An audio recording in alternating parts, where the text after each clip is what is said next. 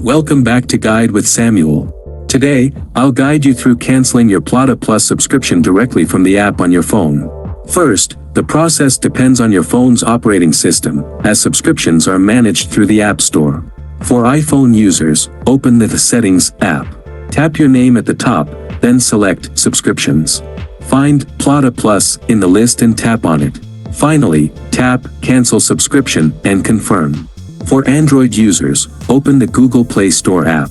Tap your profile picture, go to Payments and Subscriptions, Locate the Plata Plus subscription, tap on it, and then select Cancel Subscription.